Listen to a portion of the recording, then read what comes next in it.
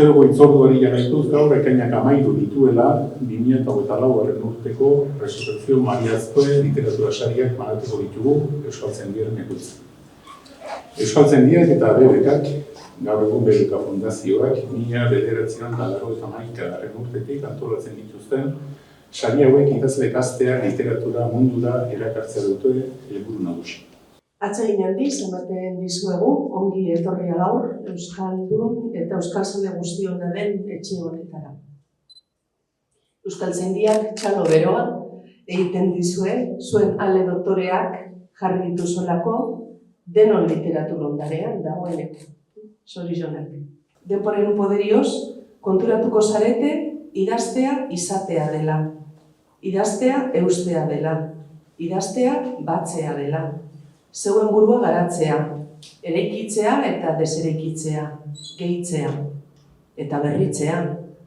Baina beste zeren gainetik, idaztea da besteari eskaintzea espazio bat non ongietorria egin, berak nahi duen erarte.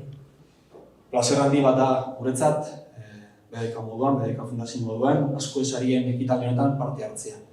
Eta bereziki pozgarria da aurten ere belaunaldi gazteen ahotsak saritzera gatozelako.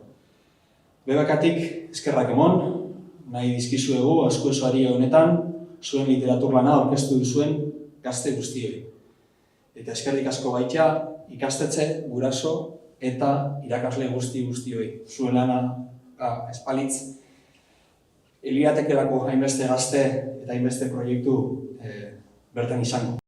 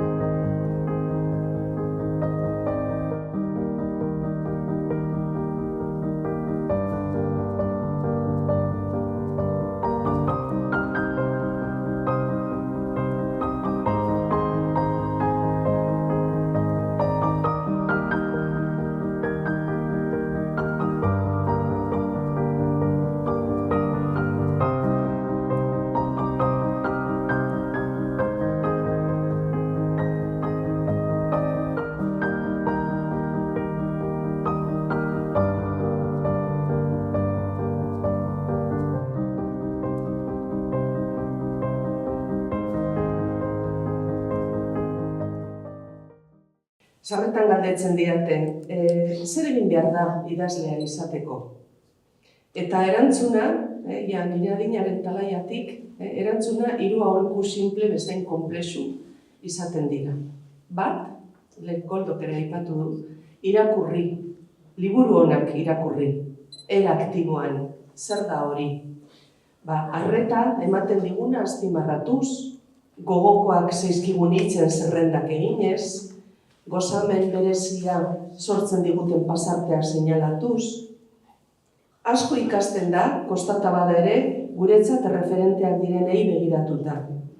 Haiengandik oso urrun gaudela iruditzen zaigu beti, baina gure iparrizarra dira literaturaren bideetan orientatzeko.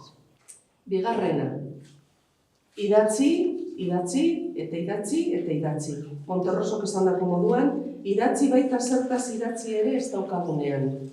Zertarako, estiloa lortzeko. 3, autokritikoak izan. Zaila da, lerro bat asmatzea. Hori ondo dakigu.